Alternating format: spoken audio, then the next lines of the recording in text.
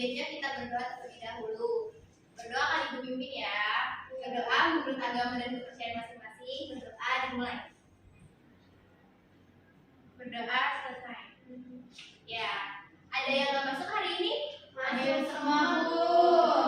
Oke, sebelum kita masuk ke materi, kita akan melakukan kebiasaan yaitu menyanyikan lagu Indonesia Raya. Jadi anak-anak dimohon untuk berdiri. Baik, Bu.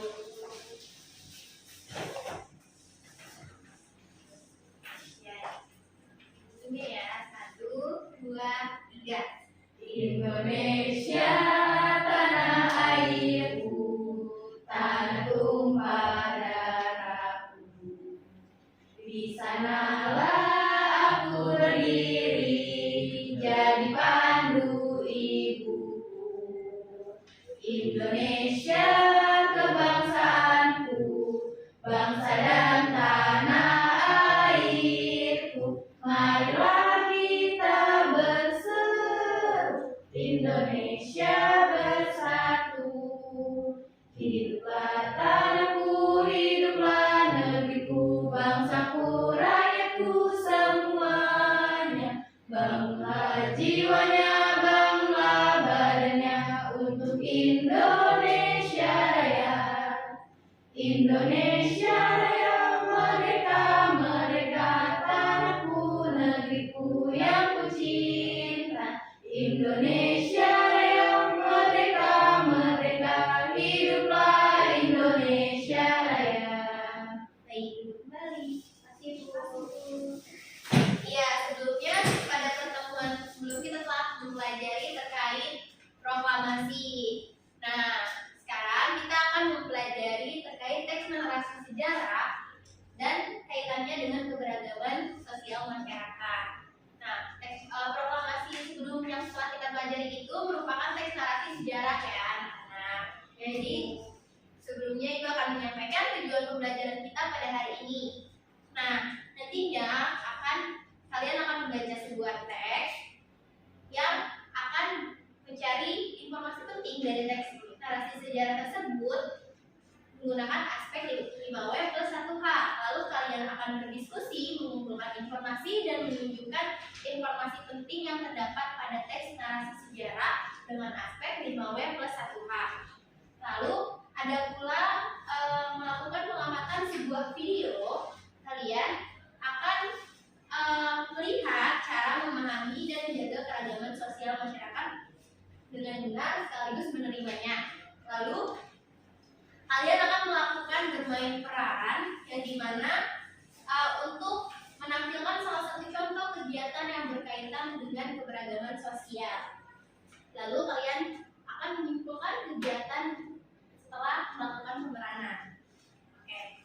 Sekarang Ibu akan menjelaskan terkait teks narasi. Teks narasi sendiri berisi sebuah cerita ataupun sebuah peristiwa yang diurutkan mulai dari awal, tengah, hingga akhir. Nah, teks narasi ini tujuannya untuk apa? Teks narasi bertujuan untuk meningkatkan pemahaman terhadap suatu peristiwa dengan mencari ataupun kita menggali informasi penting yang ada pada sebuah teks narasi tersebut. Kalau untuk teks narasi sejarah ini berkaitan dengan sejarah ataupun peristiwa-peristiwa pada masa lampau. Nah, pada zaman dahulu, teks ini tuh dicari untuk melihat poin-poin penting apa dalam secara sejarah di Indonesia. Oke, Ibu memiliki teks mengenai Candi Prambanan.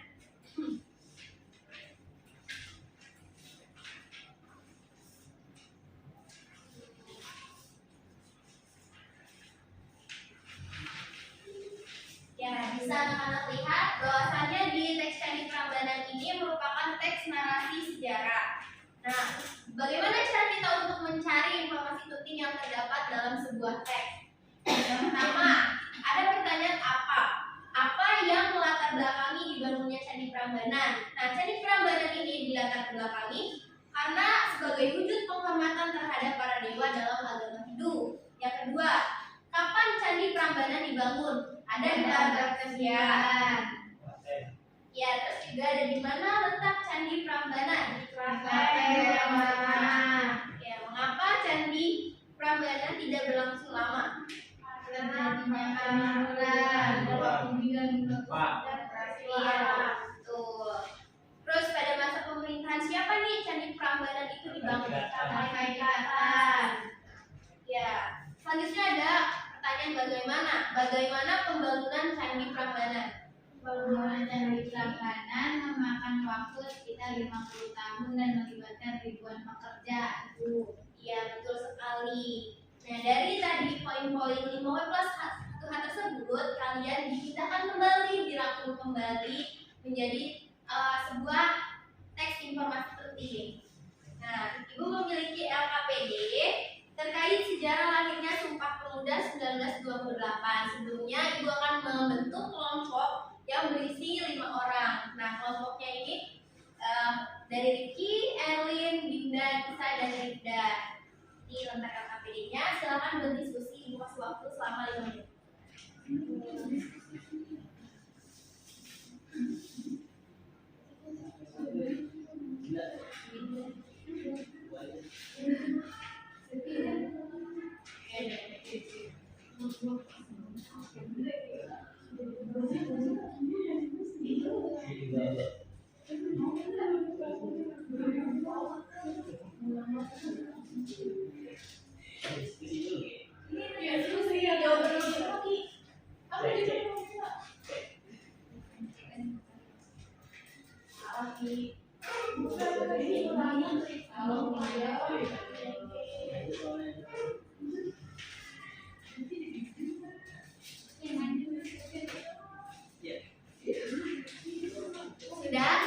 Sudah Bu. Ya. Setelah kalian mengumpulkan informasi penting yang ada pada teks, silakan presentasikannya di depan kelas. Jadi pertanyaannya itu informasi apa saja yang penting pada teks. Kita menggunakan apa, di mana, kapan, siapa, mengapa, dan bagaimana. Nah, pertanyaannya apa yang melatar belakangi peristiwa Sumpah Pemuda? Jawabannya, peristiwa Sumpah Pemuda itu dilatar belakangi oleh munculnya dorongan Institusi 1 dalam diri pemuda Indonesia karena sejak zaman dahulu Ya, lalu di mana Kongres Pemuda Islam Gerakan itu di Jakarta. Kongres Pemuda 1 dan 2 dilaksanakan di mana pada tanggal 30 April sampai 2 Mei 1926 dan Kongres Pemuda 2 berlangsung pada tanggal 27 sampai 28 Oktober 1928. Siapa yang paling berperan dalam peristiwa Sumpah Pemuda? Jawabannya itu adalah Sugondo Jojo Puspito sebagai tokoh paling berpengaruh dalam Kongres Pemuda 2 karena dia menghasilkan Sumpah Pemuda. Lalu mengapa Sumpah Pemuda sangat penting bagi bangsa Indonesia? Karena Sumpah Pemuda itu sebagai tonggak utama dalam sejarah ya, selanjutnya pertanyaan bagaimana ikrar dari Sumpah Pemuda? Yang pertama, kami Republik Indonesia mengaku bertumpah darah satu terkait Indonesia. Ya, ikrar kedua. Kedua, kami Republik Indonesia mengaku berbangsa satu bangsa Indonesia. Yang ketiga, kami Republik Indonesia mengaku melindungi bahasa persatuan di Indonesia. Baik, benar sekali. Terima kasih sudah yang anak-anak sudah memahami ya apa itu teks narasi sejarah dan bagaimana cara kita menggali informasi penting yang ada pada sebuah teks narasi dengan cara 5W plus 1H. Nah, pada iklan Sumpah Pemuda nih ada kami putra dan putri Indonesia ada 3 ya, ada bertumpah dari yang satu tanah air Indonesia berbangsa yang bangsa Indonesia bahasa persatuan dan bahasa Indonesia. Nah, karena suku-suku di Indonesia itu beragam, ada suku Dayak, suku Sunda, suku Baduy dan lain-lainnya. Untuk kenapa sih lahirnya Sumpah Pemuda? Nah, Sumpah Pemuda ini menunjukkan nilai-nilai persatuan bangsa yang membuktikan bahwa di Indonesia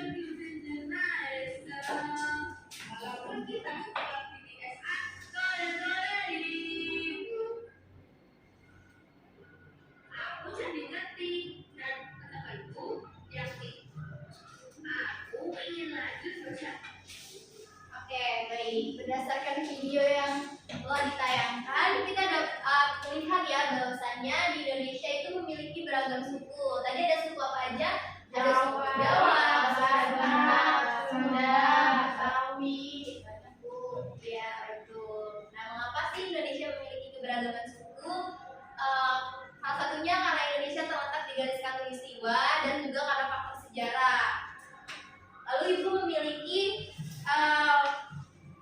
naskah bermain peran yang akan kalian perankan nih. Jadi di dalam naskah ini kalian berbeda-beda sukunya. Jadi ada misalnya ada suku Padang, suku Madura, suku Jakarta berarti suku Betawi ya. Ya betul. Ya baik, ini ibu bagikan teksnya. Setuju ya Bu ya? Iya, silakan dibaca dulu. Di sini ibu akan membagi peran kalian masing-masing. Untuk Sarah diperankan oleh Rifda dan Lily diperankan oleh Erlin, Arumi diperankan oleh Dinda, lalu Rifki diperankan Jaka diperankan oleh Rifki. Ya, jadi di sini kalian bisa baca bahwa ada Sarah itu berasal dari Madura, Jaka berasal dari Jawa, Arumi berasal dari Jakarta, dan Lili berasal dari Padang.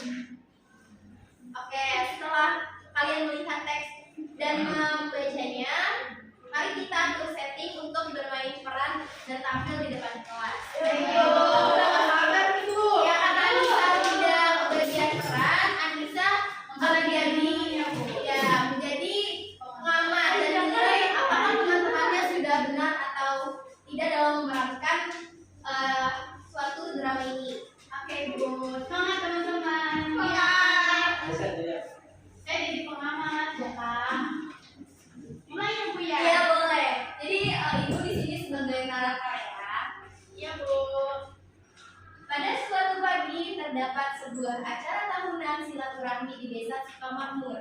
Acara ini diadakan karena masyarakat desa berasal dari beragam daerah yang tinggal dan kini menetap. Masyarakatnya terdiri dari Padang, Madura, Jakarta, dan Jawa.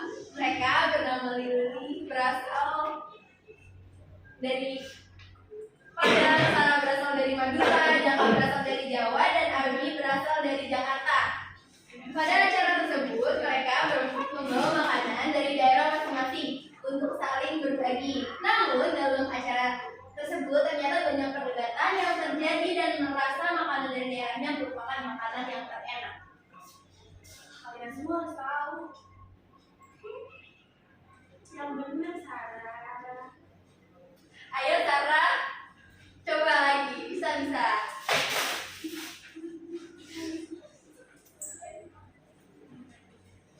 Ayo, diulang. Kalian semua harus tahu. Tadi, ayo grogi. Ya coba diulang lagi. Mimik wajahnya harus galak gitu. Ibu kalau bacanya biasa aja nggak apa-apa Bu. Gak apa-apa, tapi intonasi suaranya harus jelas tentunya. Dan kalau bisa kayak mimik wajahnya juga harus disesuaikan dengan teks yang ada di sini gitu. Ayo Sarah, pasti bisa. Itu harus tahu makanan dari aku sama beragam dan salah satunya sama Madura yang aku mau ini banyak disukai orang banyak karena bumbu itu sejarah. Ayo Lili. Ayo Lili.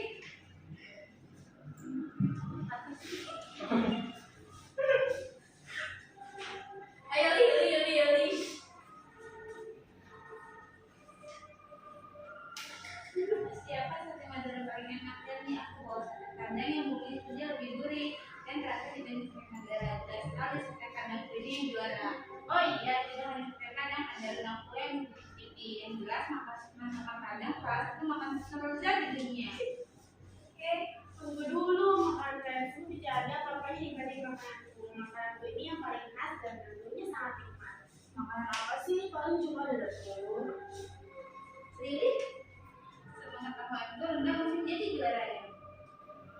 Nggak ada makanan seenak telur. Saya dibilangin yang makananku ini pasti paling sedap. Itu tadi sate Madura, sate Padang, sama rendang berbumbu semua. satu di rumah. Enak, aneh. Enak aja nih, kayak orang makan di dapur aja.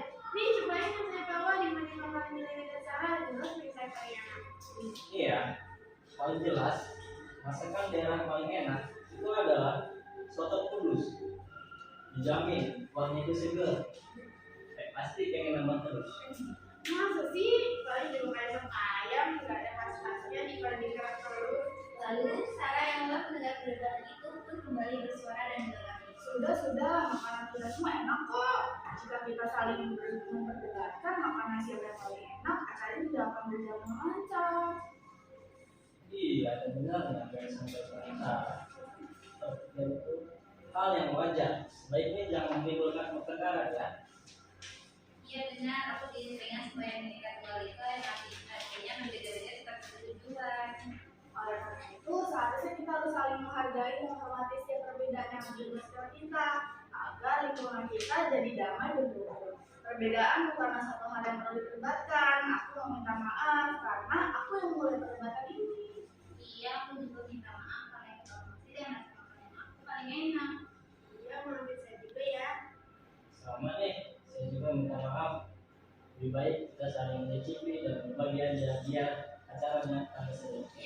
Karena menjadi dia, semua orang tertawa bersama, mereka bisa mengembangkan dan berdebat. Jadi mereka memilih untuk saling berkumpul di tengah perbedaan yang ada. Oke, dari ibu melihat penampilan kalian masih malu-malu ya. Iya, Maksudnya masih ibu bercanda. Iya, masih bercanda. Rifki, Grogi, Bu. Ya tuh masih grogi ya. Intonasinya juga belum ini Bu, belum benar Bu, masih biasa aja Bu. Ya benar-benar Ya, dulu Bu. apalagi. Ada mimik wajahnya juga belum mendalami Bu, mendalami perannya. Ya, coba ya kita lakukan pemeran ulang kembali. Sekarang ibu tukar. Dinda sebagai pengamat dan Anissa yang bermain peran sebagai Arumi. Oke.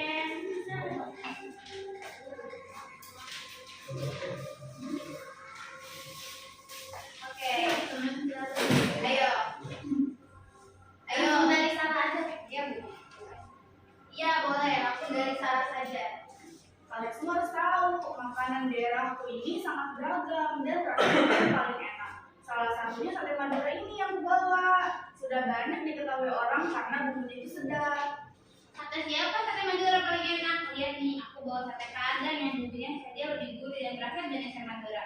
Benar sekali, sate padangku ini yang juara. Oh iya, tidak hanya sate padang, ada rendang juga yang bisa dicicipi. Yang jelas masakan padang salah satu makanan terlezat di dunia. Tunggu dulu, makanan kalian semua tidak ada apa-apanya dibanding makananku. Makananku ini yang paling khas dan tentunya sangat nikmat. Makanan apa sih? Paling cuma dadar telur. Kawan-kawanku rendang paling jadi juara sih. Gak ada makanan yang saya nangkap telur. Saya bilang nih ya, makananku ini paling sedap. Itu tadi sate Madura, sate Padang, sama rendang berbumbu semua. Udah pasti gak enak. Capek dengan Iya. ah ah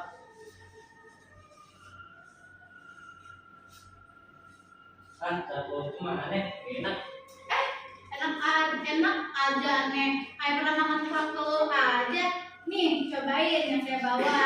Dibanding makanan dari dan Sarah yang jelas makanannya paling enak. Iya, paling jelas masakan daerahku itu paling enak. Namanya itu soto kudus. Nah, soto kudus ini dijamin kuahnya segar. Pasti pengen nambah terus. Masih paling juga kayak sop ayam biasa yang nggak ada khasnya, beda dibandingkan sama kerak telur. Sudah. Makanan kita semua itu enak kok. Jika kita saling memperdebatkan makanan siapa yang paling enak, acara ini tidak akan berjalan dengan lancar. Oh iya, ada benarnya apa yang dikatakan Sarah. Ya lanjut. Perbedaan itu kalian Lanjut. Kalian aja. kalian betul. Ya Rifki jangan grogi, ayo terus. Tarik nafas dulu baru. Yang berbeda itu hal yang wajar. Ya. Baiknya jangan menimbulkan pertengkaran ya. Iya benar, aku jadi teringat semboyan kita, yaitu Bhinneka Tunggal Ika yang memiliki arti berbeda-beda dengan satu tujuan. Oleh karena itu, seharusnya kita itu saling menghargai, menghormati setiap perbedaan yang ada di peristiwa kita, agar lingkungan kita itu jadi damai dan rukun. Perbedaannya bukan suatu hal yang perlu diperdebatkan loh teman-teman. Aku meminta maaf ya, karena aku yang mulai duluan perdebatan ini. Iya, aku juga minta maaf ya. Aku ikut emosi dan merasa makananku paling enak. Ya, maafin aku juga ya. Soalnya saya juga minta maaf ya. Lebih baik kita saling cicip dan bagian ya, biar acara kami seru. Yo! Oke. Menurut pengamatan ibu, yang kemarin kembali ini lebih ada meaningnya dan intonasinya lebih tegas. Aku masih malu-malu nih untuk Rifki. Dari Dinda bagaimana? Kalau dari saya, sebenarnya udah sedikit lebih bagus dari yang pertama, karena walaupun masih ada sedikit bercandanya, tidak sebanyak yang pertama. Dan intonasi dan suara yang dikeluarkan juga lebih jelas. Oke, baik. Silakan duduk kembali. Ya, makasih. Ibu, Ibu. Oke, dari bermain peran yang tadi telah dilakukan, mungkin banyak ya di kehidupan nyata kalian nih sama teman tidak boleh saling membuli dan harus saling menghargai perbedaan yang ada.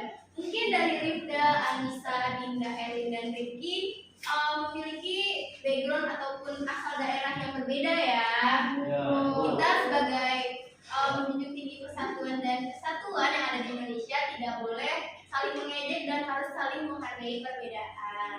Kita tidak perlu meniru untuk terlihat sama seperti orang lain. Biarlah perbedaan itu ada dan kita harus saling menghargai satu sama lain. Kita juga perlu nih bersyukur gitu ya kepada Tuhan yang Maha Kuasa bahwasanya perbedaan bukanlah suatu hal yang harus kita perdebatkan. Untuk itu, apakah kalian punya pengalaman terkait perbedaan pendapat dengan teman-teman? Pasti tentu semuanya pernah ya. Nah, Ya, yang bisa menyimpulkan dari kegiatan yang telah kita lakukan, Ibu. Saya Bu, Boleh. dari kegiatan yang dilakukan kita belajar untuk saling menghargai, toleransi, dan tidak membeda-bedakan antar sesama umat. Iya. Sebelumnya kita juga telah mempelajari teks narasi ya. Nah, teks narasi itu apa? Narasi itu yang berisi cerita kita.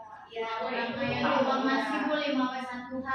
Ya, betul sekali ya. Nah, Ibu memiliki soal evaluasi untuk dikerjakan secara mandiri. Tapi di bawah blog saja ini. Oke, dikumpulkan di pertemuan selanjutnya ya. Baik, Ibu. Terima kasih, Bu. Terima kasih, Bu.